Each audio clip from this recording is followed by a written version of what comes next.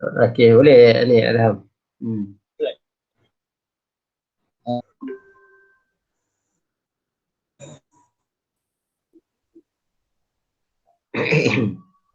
Sambil-sambil kita tunggu rakan yang belum masuk lagi tu, tak apa, kita proceed je. Since saya pun dah record apa setting. Sebab kau buka.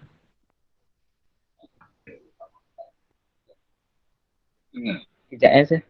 Tak Ada apa. problem. Tapi kalau Nampak? Syahir punya part dah okey, Syahir proceed lah dulu, tak apa. Kalau kata ada susah, tak apa. Kalau Tak boleh nak print. tak boleh nak share screen Kejap. tak apa, tak apa. Take your time, take your time. Macam mana nak present? Sebab kau login account semua. Login kat sini je.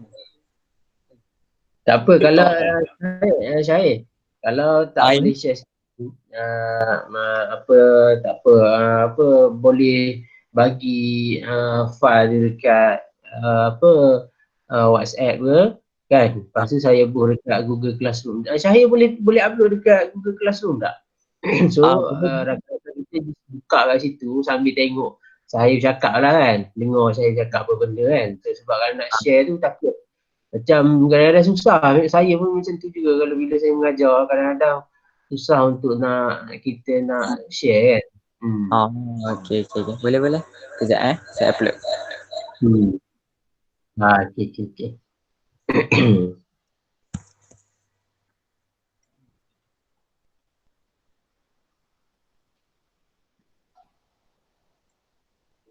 Syahir, Adham dah ada jadi. Nafsa ada Nafsa. Nafsa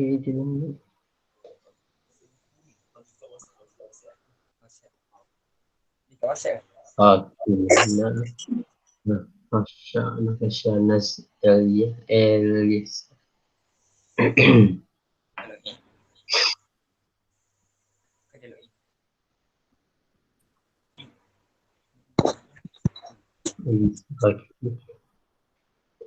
Elisa Elisa. So Elisa ada tak WhatsApp tak? Elisa ada.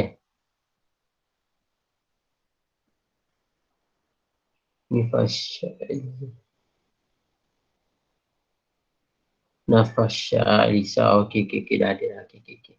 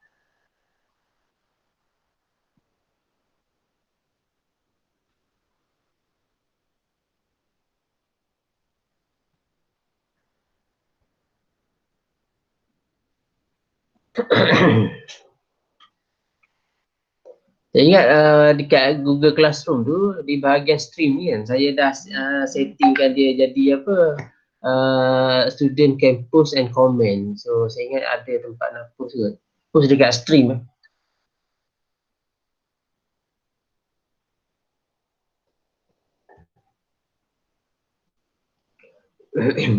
Okey, tak apa, share kat sini pun tak apa. Terima kasih Syahir. Terima kasih share slide presentation dekat apa ni, saya dah terima dekat apa WhatsApp group pun okey. Nanti saya masukkan dekat ni, saya tolong masukkan dekat GC lah. Tak apa. So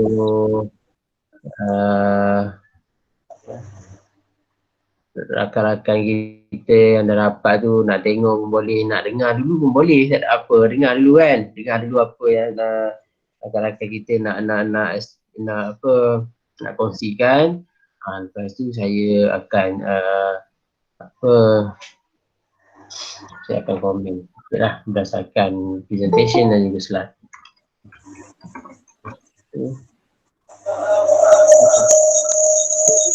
Kau boleh tutup mic, kau boleh tutup mic. Sekejap.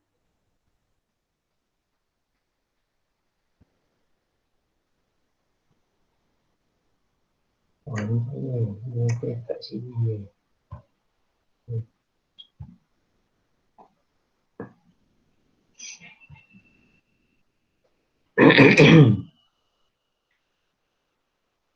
Apa awal-awal macam ni dia apa nak guna dia kan.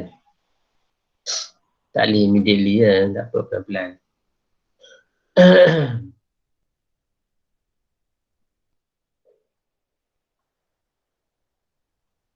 Lah.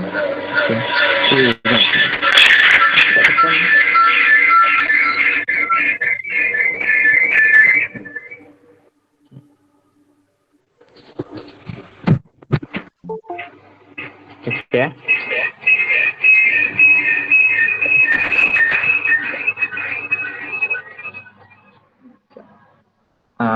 Kejap. Ada problem sikit. Tak apa. Okay. Okey, dah tahan. Okay. Okay, Assalamualaikum warahmatullahi wabarakatuh. Nama saya Syahid Mukri bin Syahid. Dan saya Okey, saya boleh proceed. boleh. Okay. Dan saya akan Tapi membentangkan tentang contract documentation process yang pertama, okay? Okey.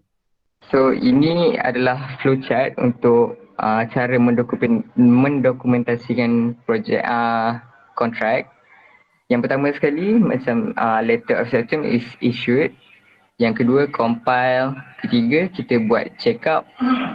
Dan quality audit dan ikutlah flow dia ke mana, okey? Dan saya akan terangkan satu persatu dengan lebih detail. So yang pertama sekali adalah letter of acceptance is issued. Upon issuance of the letter of acceptance, the contractor must submit the required documents and information stated in the letter of acceptance for verification by CAO. Maksudnya kat sini, selepas sahaja LOA diisukan, kontraktor mestilah menghantar segala dokumen yang diperlukan seperti yang dinyatakan dalam letter of acceptance untuk verifikasi dan disahkan oleh CAO. CAO ni adalah Contract Administration Office.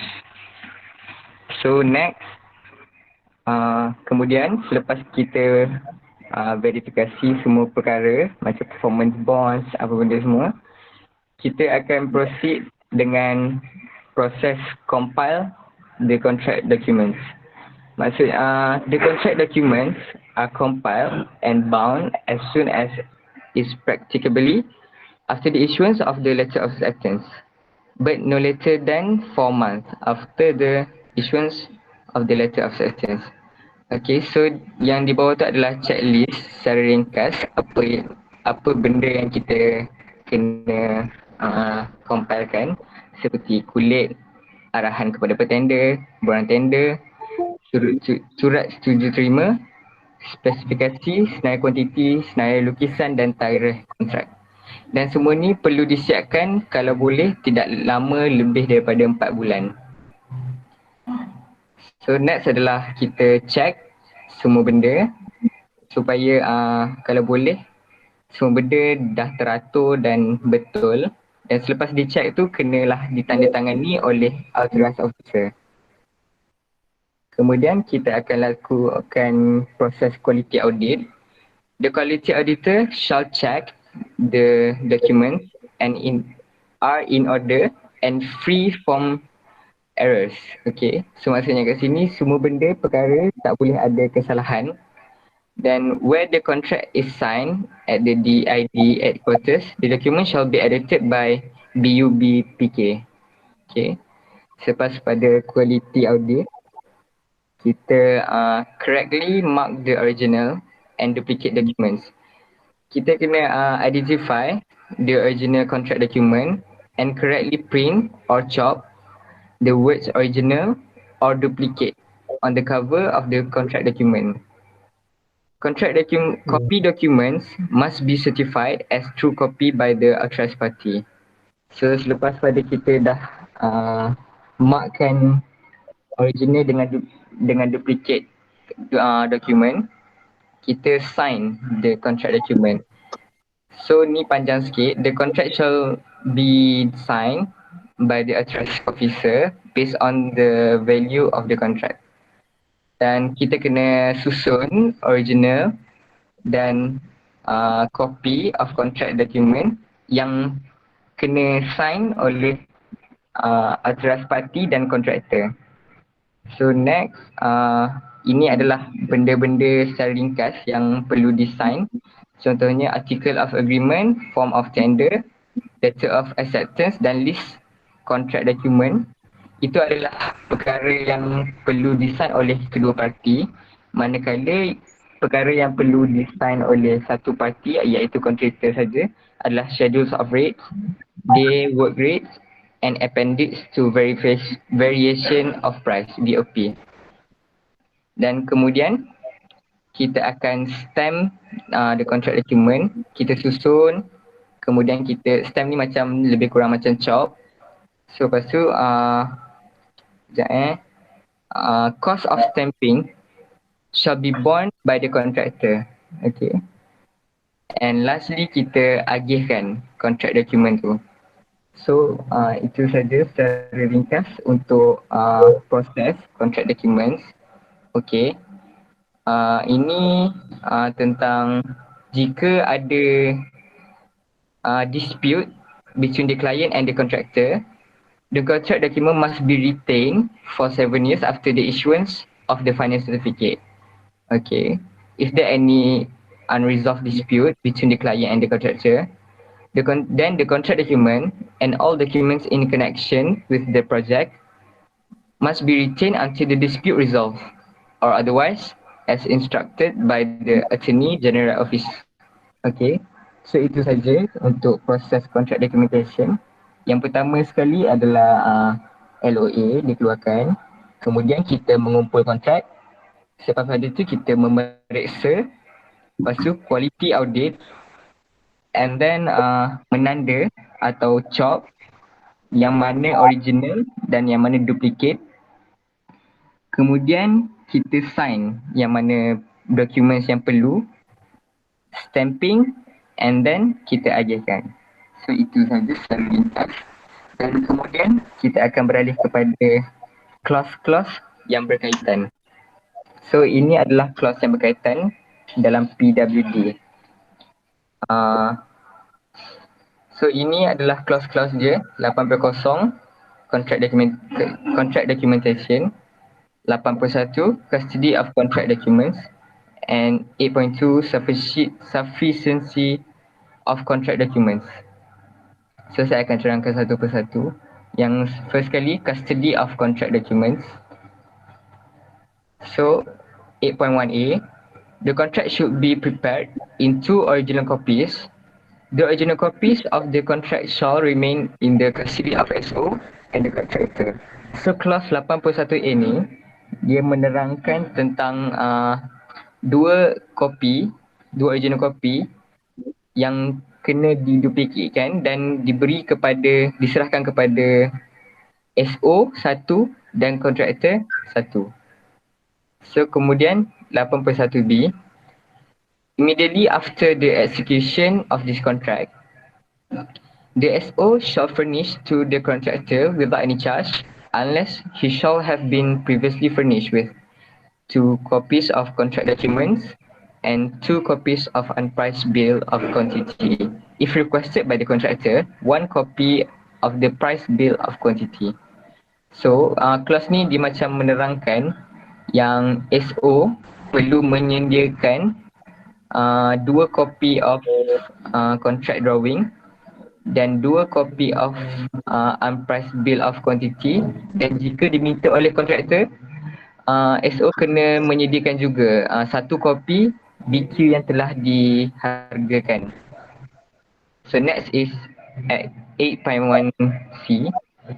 The SO shall, as and when necessary without charge to the contractor, furnish him with 2 copies of such further work of working drawings or details as reasonably either to explain or amplify the contract drawing or the explanation if any, or to enable the contractor to construct and complete the works in accordance with the contract, provided that nothing contained in the said working drawings or details shall impose any obligations beyond those uh, imposed by the contract document. So, clause ni dia macam untuk uh, memberi arahan kepada SO supaya provide 2 copies of additional drawing, yang contohnya macam drawing yang di dalam kontrak dokumen kerja-kerja tu dia tak dinyatakan. So SO perlulah menyediakan drawing yang baru untuk menerangkan kerja-kerja tersebut. So next, 8.1b, the contractor shall keep 1 copy of contract drawing, the specification and price bill of quantity, and any other like of document referred to the subclause C hereof on the site, and SO shall at all reasonable time have access to the same. So yang ini adalah menerangkan kontraktor perlu menyimpan contract drawing di site supaya boleh diakseskan oleh sesiapa saja yang perlu. So next, 8.1e, upon final payment being made pursuant to the issuance of final account and final certificate under clause 31, the contractor shall return to the SO all drawings, details, specification, and price copy of base of quantity and price base of quantity. So clause ni dia juga menerangkan tentang after the last payment is made, contractor has received the payment, the contractor need to return back all the documents such as drawing, specifications, and price BQ and also price BQ to the back. So itu saja untuk kelas ni. Next, 8.1f. None of the document here in before mentioned shall be used by the contractor for any purpose other than this contract. So kelas ni dia menerangkan tentang confidentiality of the documents. Kalau dokumen tu tak dinyatakan di dalam kontrak perlu dipulangkan, maksudnya kontraktor tu boleh gunakan dokumen yang tidak dinyatakan tu untuk tujuan lain. Gitu. So next adalah sufficiency of contract document. Ni just 2 clause je. So first clause is 8.1a, 8.2a, sorry. The contract document are to be taken as mutually explanatory of one another. The contractor shall provide everything necessary for proper execution of the works until its completion according to the true intent and the meaning of the contract documents taken together, whether the true intent may or may not be particularly shown and or described, provided that it can be reasonably inferred therefrom. So clause ni nyatakan yang bahawa contract document sebenarnya dia boleh explain one of another. Maksudnya kat sini kalau ada apa-apa soalan yang berlaku, kesalahan yang berlaku ke apa, maksudnya kita boleh rujuk kontrak itu sebab kontrak itu ada jawapannya. Dan clause yang kedua, if the contractor shall find any discrepancy in or divergence between parts of any of them, he shall immediately give to the SO a written notice specifying the discrepancy or divergence, and the SO shall issue the instruction in regards. That to provide always that such discrepancy or divergence shall not violate this contract. So if there were any discrepancy and inconsistent happen in the contract document noticed by the contractor perlulah isukan a written notice about the things. Dan kemudiannya SO will issue the instruction about the discrepancies, but the instruction of SO will not violate the contract at any cost. Dan bahagian yang terakhir sekali adalah related clause in PAM. So, the related clause of contract document in PAM is 3.0 contract documents, program and as-built drawing. Refer page 9.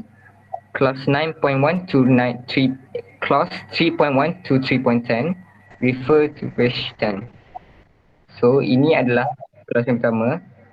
So, clause ni sebenarnya menerangkan tentang contract document ni explain one another macam tadi juga. Kalau ada masalah apa-apa, kita just refer contract document. It means that any question occurs in the contract has its own answers. If there are any inconsistent and conflict happen in the contract documents, the solution or the interpretation of the document should follow the order. So next clause, clause ni menerangkan tentang original tender document that should be kept by the architect or by the quantity surveyor.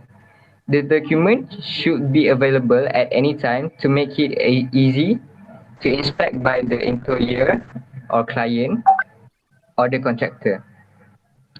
Dan ini adalah clause yang seterusnya. Selepas sahaja kontraktor diberikan projek itu, di award, the architect or quantity surveyor must provide without any charge to the contractor the following documents, iaitu 2 copies of contract documents and 2 copies of unpriced bill. Next is clause ni menerangkan apabila diperlukan, the architect perlulah menyediakan kepada kontraktor tu tanpa sebarang charge, tanpa sebarang kenakan bayaran, 2 copy of further drawing details, levels and other information that can be used by the contractor in order to complete the construction. Maksudnya kat sini kalau ada kerja macam yang tak dinyatakan juga, arkitek perlulah sediakan drawing yang nyatakan kerja-kerja tersebut. Next, clause ni menerangkan the contractor should keep the contract document, contract drawing, and unpriced contract bills at site so that it easy for the architect and all the other consultants and also the representatives to refer when needed. Okay. And ini menerangkan tentang clause, ini menerangkan tentang confidentiality of the documents. Jika macam sama juga macam tadi, jika dokumen itu tidak dinyatakan, maka kontraktor itu berhak untuk menyimpan dokumen tersebut. So itu saja daripada saya. Saya mempersilakan Adham untuk melakukan next topic. Terima kasih. Okey, Assalamualaikum semua. Saya Adham bin Abdul Rahman dan saya akan meneruskan presentasi ini. So, pada hari ini saya akan menerangkan tentang Superintending Officer dan SO Representative. What is SO and SO Representative? SO ni adalah Superintending Officer. Superintending Officer ni adalah mereka yang bertanggungjawab untuk mengetuai sesuatu construction project. Dan SO representative ni pula adalah orang yang di-appoint oleh SO untuk mewakili diri dia jika dia tidak ada di tapak pembinaan. Boleh baca kat point ni, yang boleh dilihat di slide adalah SO ni adalah they are a person who are responsible to lead construction project by the government based on location and value of contract that will be done. The SO of the project will be Director of Public Work Department of Perak. For SO representative, the people who are appointed by SO as he deem fit, maksudnya sesuai untuk kerja tu. SO representative boleh jadi arkitek, engineer dan quantity surveyor yang terlibat di dalam projek. Okey, kalau projek kerajaan akan ada signage. Kat signage ni kita boleh tahu kat mana siapa SO dia dan siapa SO representative dia. Kalau untuk sebagai contoh kat sini, SO untuk projek ni adalah jurutera daerah Jasin dan SO representative untuk projek ni adalah jurutera bangunan JKR Jasin. Okay. Okey, ini adalah tugas-tugas SO dan SO representative. So every project has a leader who has the obligation to ensure all work runs smoothly as planned. SO are the one who will be responsible for all supervision and direction of work and offsite. The contractor shall deal with the SO and its representative for all the matters regarding the work of the project. Maksud dia kat sini, kalau ada macam masalah dekat dekat site, dekat masalah dalam projek tu, dia kontraktor kena refer kepada SO. Okay. Ini adalah sambungan pada duties of SO and SO representative. The contractor can only deal with the SO and SO representative only because they have the power to make decision and cannot deal with the other party. Maksudnya kalau apa-apa decision, macam ada orang kata macam ada hilaf lah dekat projek yang tengah buat tu. So kontraktor dia kena refer dekat SO atau SO representative. Dia tak boleh refer kat parti lain. Okay. Dan second, the acceptability of the quality of work done by the contractor is the responsibility of the SO. Maksudnya kat sini, kerja-kerja yang dilakukan oleh kontraktor boleh diterima oleh SO. Barulah kerja tu boleh diterima lah dalam projek. Dan ketiga, SO must give such reasonable supervision to the work for him to give an honest certification that the work has been properly carried out by the contractor. Ni yang berkaitan dengan atas tu. Maksudnya kalau kerja tu betul, kena refer dengan SO. Kalau SO approve, maksudnya kerja tu betul.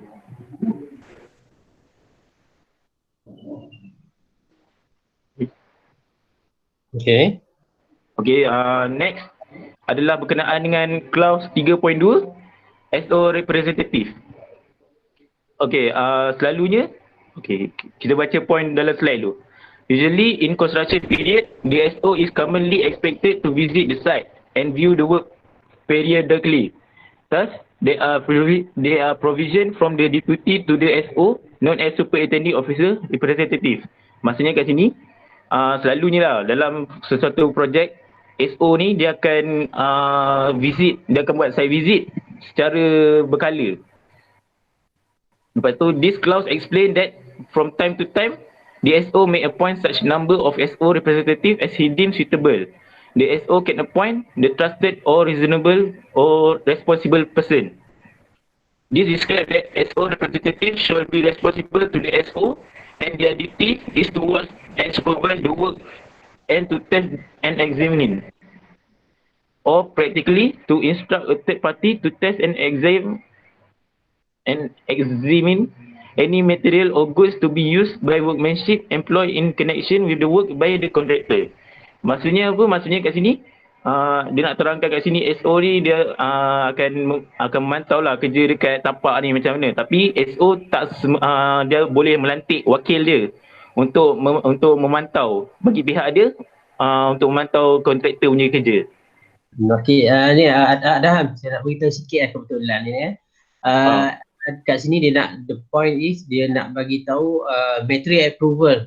Material approval approved by SO. Nanti anything on test on product yang nak guna kat tapak, So Ah. akan melalui SO atas advice consultant. Dia dah ada cerita tu. Cuma kalau kat sini Oh, dia precisenya adalah lebih kepada material approval. Supaya material dekat tapak tu diluluskan, ada sirim, ada buat testing. Okay. Alright, boleh proceed. baik. Terima kasih, sir. Okay, sama. So kita proceed dengan SO representative in the content.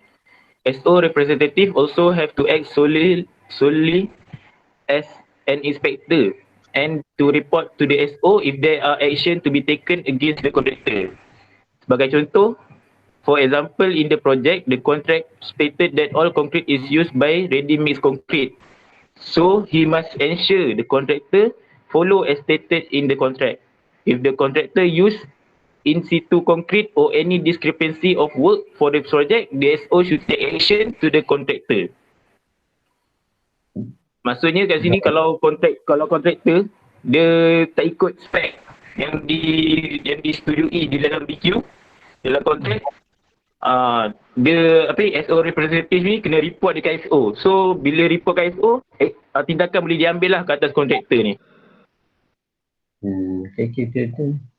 Okay, next adalah SO authority to delegate. Maksudnya adalah dia punya authority untuk menurunkan kuasa dia kepada SO representative.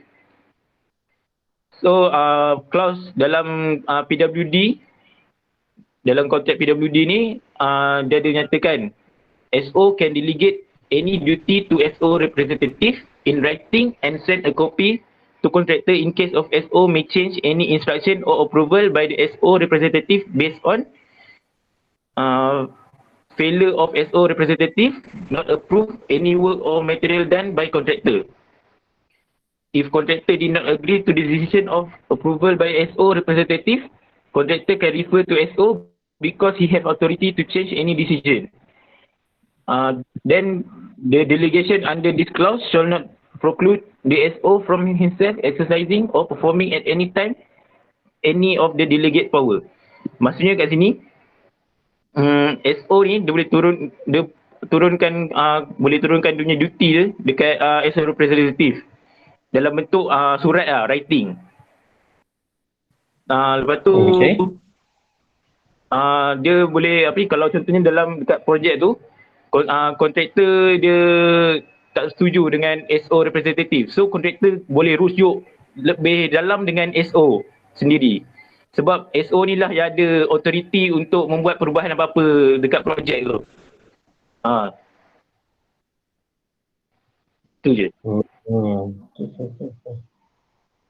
Okay, seterusnya. Ini adalah contoh surat SO untuk delegate dia punya authority, dia punya duty ke SO representative lah. Boleh tengok dekat slide ni. Dia turun kuasa kepada SO representative. Dia turun kuasa ke SO representative dia. So boleh tengok kat slide ni nanti. Terima kasih Adam. Betul. Terima kasih perkongsian. Okay, next ni adalah perbezaan antara SO dalam kontrak PWD dan PEM lah. Okay, kita boleh tengok kat sini. SO ni kalau dalam PWD dia adalah Director of Public Work Department JKR. Lepas tu untuk dalam PEM ni arkitek yang akan jadi SO untuk kontrak PEM. Lepas tu untuk SO representative selalunya jurutera daerah yang akan jadi SO representative. Kalau untuk PEM site staff, maksudnya site manager tu. Dan lepas tu power of SO representative in decision making, kalau PWD dia can directly instruct the contractor as listed in the letter of delegation earlier. Tapi kalau dalam PEM dia kena ada surat daripada arkitek. Maksudnya arkitek ni adalah SO, dia kena ada surat daripada SO sendiri. Okay. Itu beza dia antara PWD, SO dan SO representative dalam PWD dan PEM. Okay. Seterusnya adalah superintending officer. yang akan di-present oleh Nafasha dan Elisa. Okey, terima kasih. Alham. Sama-sama.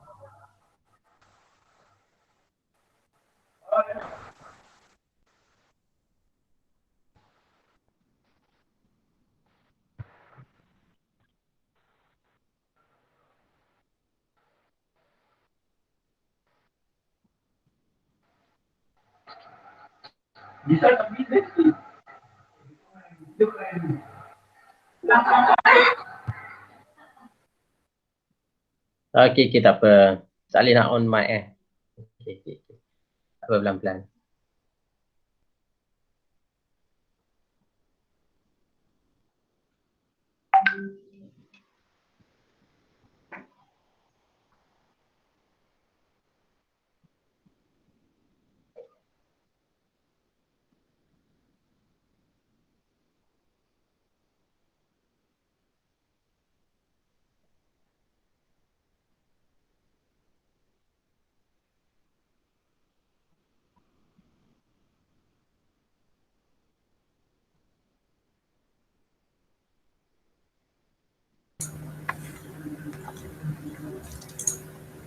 Hello, Assalamualaikum.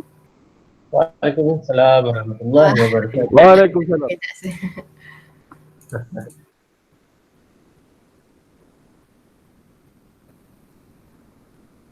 Pelan-pelan.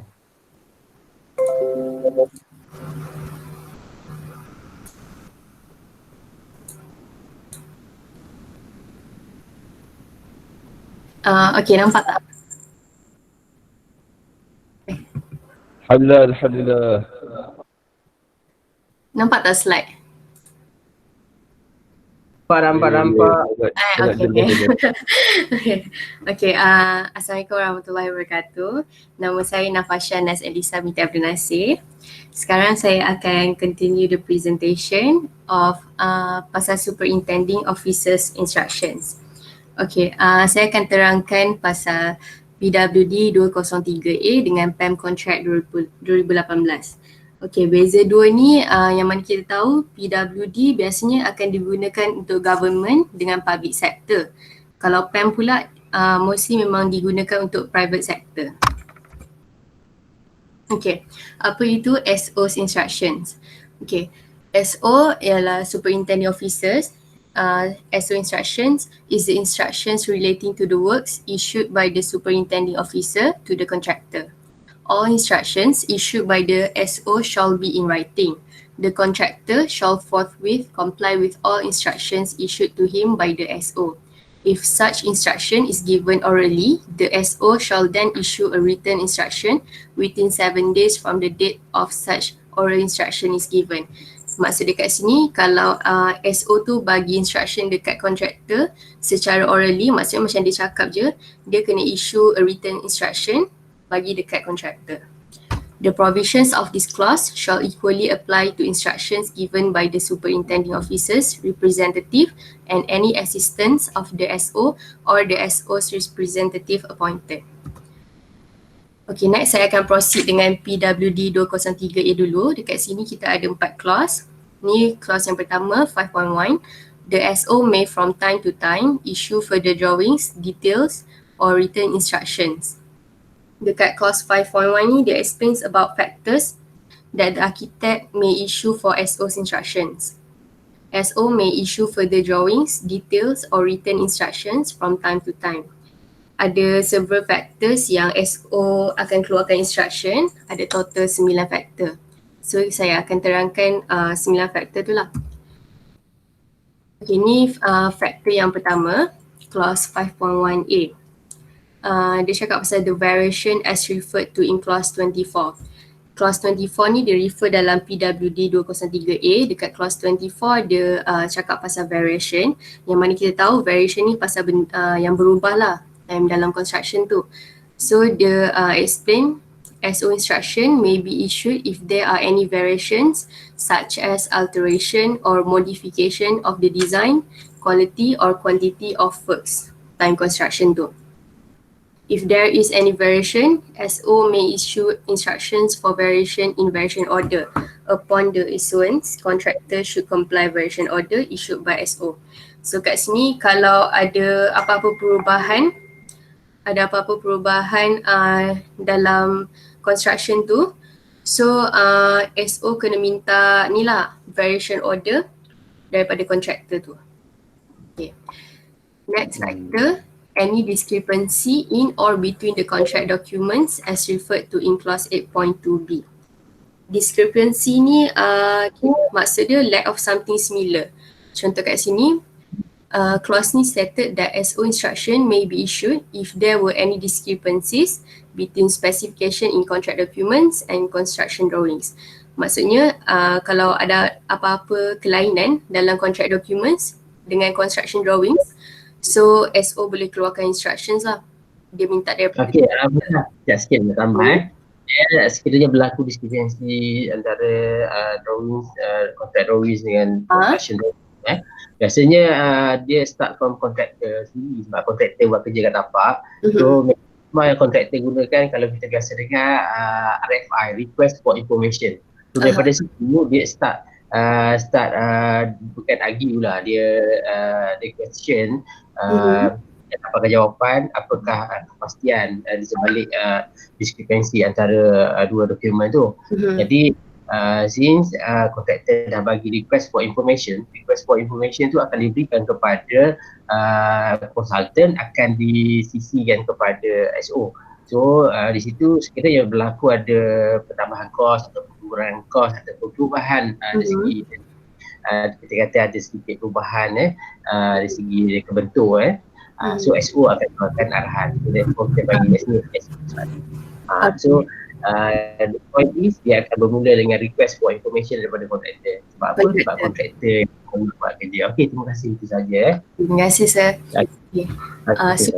Okay, proceed next point ni pun macam yang saya terangkan. So kontraktor akan bagi written notice lah dekat SO kalau ada any discrepancy found. Alright. Okay. So kita continue dengan next factor. Next factor, clause 5.1c, the removal from the site of any materials or goods brought thereon by the contractor and the substitutions of any other materials or goods. So clause ni, it said that any materials that had brought into site, if SO does not want the materials because of certain result, contractor may remove the materials from site by substitute the materials to SO needs.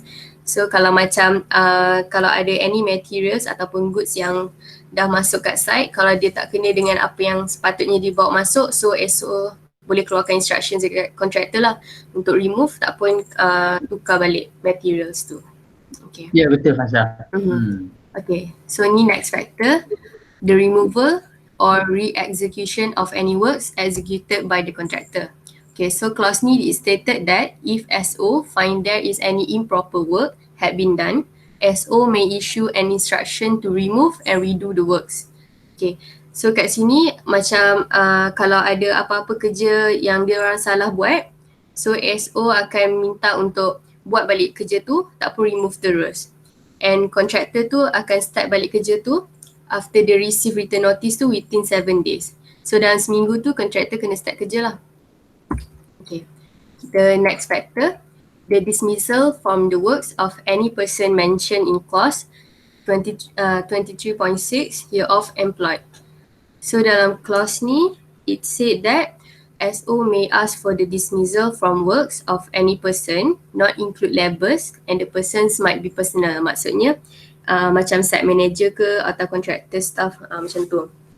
Kiranya kalau pekerja tu ada buat any negligence, so contractor tu have the right lah untuk remove orang tu daripada site terus. Any person that has been removed, if he wants to re-employ again, he must reapply through a written permission from SO. And the removed person might be replaced immediately without any delay and also with the SO approval. Okay. Next factor, the opening up for inspection of any work covered up. This clause stated that if SO wants to make an inspection on site, SO might ask the contractor to break the covered works that needs to be inspected.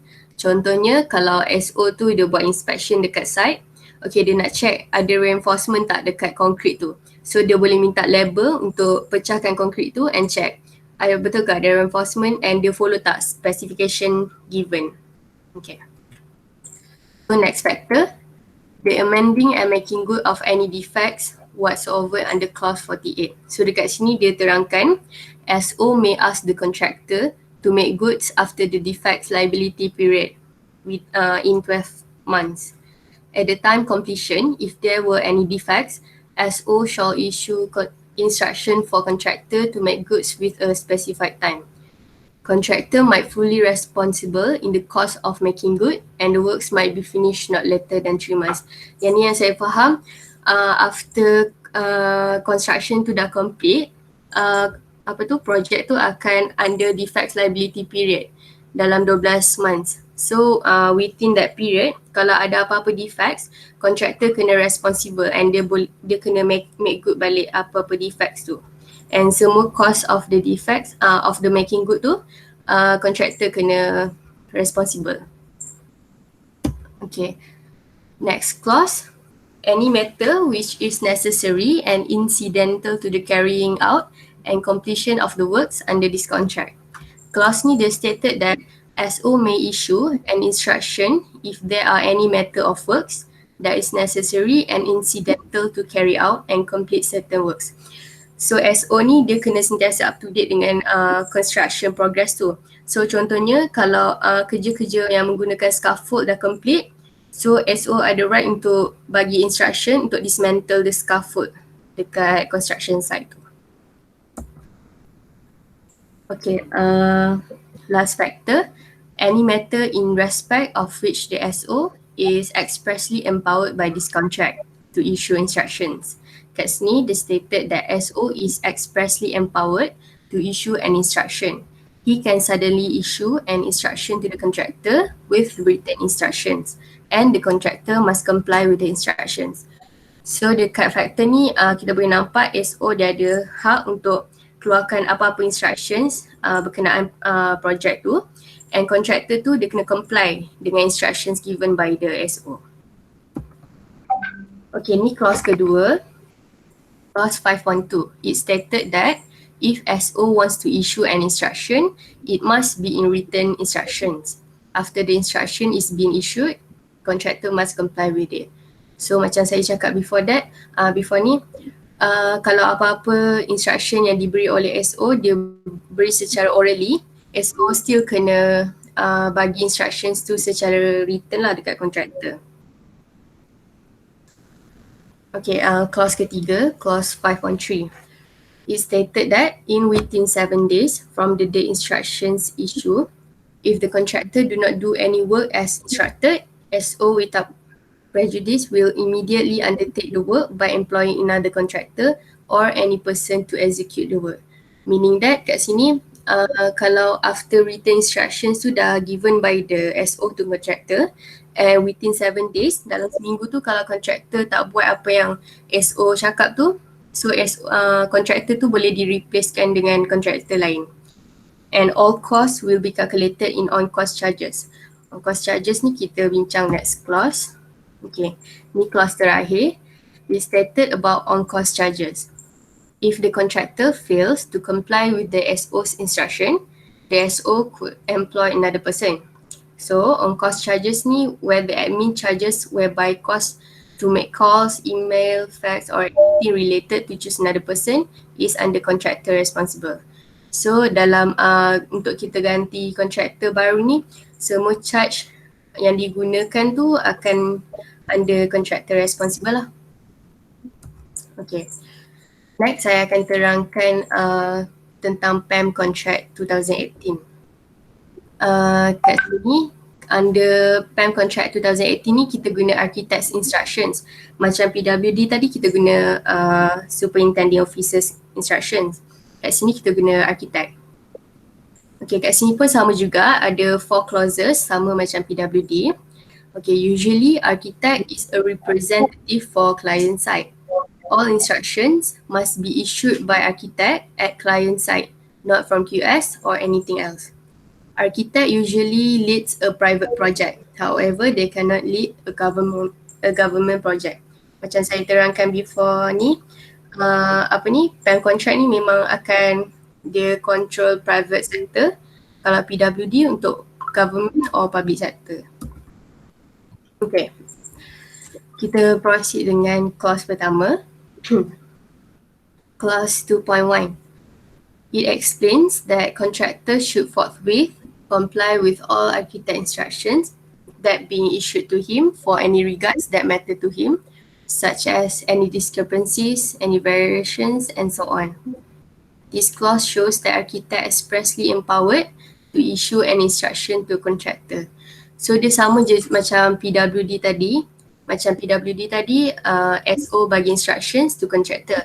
Tapi kalau PEM contract ni, instructions tu given by architect to contractor. Okay, next clause, clause 2.2. Clause 2.2 ni ada dua bahagian, 2.2a dan 2.2b. Okay, dekat sini it says that all instructions must be written by stating or entitled architect's instruction in bracket AI. But all other forms which including drawings must be an AI. Okay, dalam clause 2.2a, they explains about if the contractor wants confirmation from the architect, it must be said as confirmation of architect's instruction in bracket CAI. Clause 2.2b pula explains about instruction that originally come from architect, which is said as AI. So beza dua ni, 2.2a, kalau contractor nak any confirmation daripada architect, so the dalam written notice itu dia akan tulis CAI, which is confirmation of architect's instruction. Tapi kalau 2.2b ni instruction yang dikeluarkan oleh architect kepada contractor, so dia akan tulis AI. So tu dua beza dia, CAI dengan AI. Okay, next, clause ketiga, clause 2.3, dia explains that when the contractor has received the instruction, the contractor may request a specific writing in which provision of these conditions empowers the issuance of the said instruction from the architect. The architect will comply with such a request. So maksud kat sini, kalau contractor dah dapat instructions daripada architect tu, dia boleh request a specific writing dalam which provision mana yang instructions tu dikeluarkan. Okay, ni clause terakhir, clause 2.4. It explains about failure of contractor to comply with architect's instructions. Let's say, okay, kalau architect tu dah keluarkan instruction on 1st January, then after 7 days, 8 January, kalau contractor tak buat kerja yang telah architect bagi tahu tu, or fail to comply the AI given, so the client tu akan employ or execute akan employ another person to execute any work which may be necessary for an action to be taken to such instruction. So ni macam PWD tadi juga, kalau contractor tu fail untuk ikut instruction given by the SO macam clause PWD tadi, so sama juga dalam PEM, contractor boleh diganti dengan orang lain. Cumanya beza kat sini, cost of employing another person tu dia akan taken from performance bond. Okay, so itu sahaja dari saya. Okay, so terima kasih, Alhamdulillah, presentation yang bagus. Okay. Satu dan kemas. So saya nampak ada rakan-rakan kita yang tak dapat join ni, lebih kurang dalam 20, yang ada sekarang ni 21. Mungkin ada dalam 23 orang tak dapat, kita sepatutnya 24. So saya pun dah record sesi ni, insyaAllah. Kita akan, saya minta izin ya, Fasha dan juga rakan-rakan yang lain, saya akan letak dekat YouTube lah. So saya pun letaklah dalam video ni, sebab ada setengah video saya edit dan letak soundtrack apa benda semua kan. So on this video ni saya post lah. So thank you Fasha. So rakan-rakan kita ada nama YouTube channel. Okay, nanti saya kongsikan dekat saya punya ni.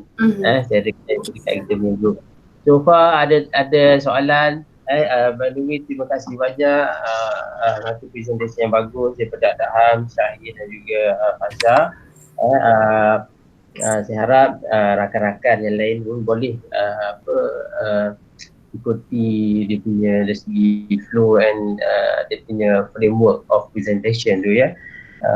So saya harap untuk next presentation okay lah, get ready lah. Ada soalan tak berhubung dengan topik kita pada hari ini? Itu hari ini kalau kita lihat yang ini contract document dalam kelas memang ada saya highlight kan. Even awal semester ni saya dah bawa contract document bawa masuk kelas. Selamat sempat juga tunjuk contract document kat you all. So the a few things tu saya dah ceritakan akan keperluan, dan saya tengok konten yang dibincangkan oleh Syahid tadi, ada poin yang saya pun dah bagi sebelum ni.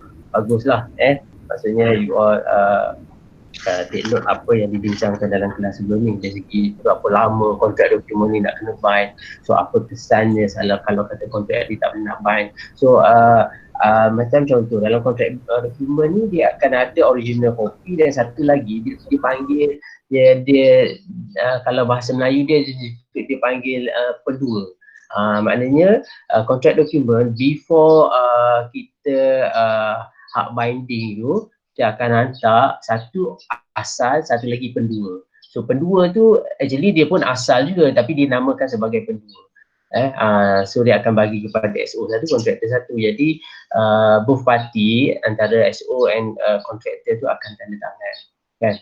Then saya pun kalau you all lihat dalam slide Adham ke Syahir tadi, dia ada bagi tahu apa yang nak kena tanda tangan. Tu baguslah tu kan. Kat mana, kat bahagian mana, section mana. Dan kita akan lihat maksudnya checklist dan audit kan, tengok apa yang kena ada dalam contract document. So make sure semua tu comply. So ada soalan tak daripada ni rakan-rakan kita yang ada pagi ni? 19 orang, ada beberapa orang tak masuk ni, tak apalah. So kalau kata ada soalan berhubung dengan SO, boleh majukan di Google Classroom lah, Google Classroom, supaya rakan-rakan kita yang tertinggal tu dia boleh lihat apa the point yang kita bincangkan, apa yang soalan yang you all tanya, boleh duduk kat sana. So, dekat Google Classroom tu dia light sikit. Kalau di Google Meet ni saya nampak dia berat sikit lah nak masuk kan. Okay, so itu sahaja daripada saya. Sesiapa yang ada soalan boleh majukan ataupun boleh majukan dekat Google Classroom. So insyaAllah jumpa lagi. Terima kasih dan tahniah untuk Adham, Syahid dan Fasha . So insyaAllah jumpa minggu depan. Assalamualaikum warahmatullahi taala wabarakatuh. Waalaikumsalam, sir. Terima kasih, sir. Terima kasih dah kembali. Waalaikumsalam.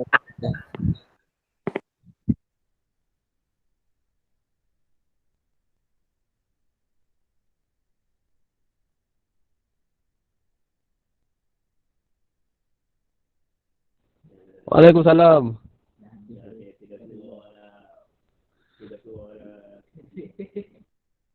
Bapak, bapak awal. Pasal kerekod ada di lalan. On.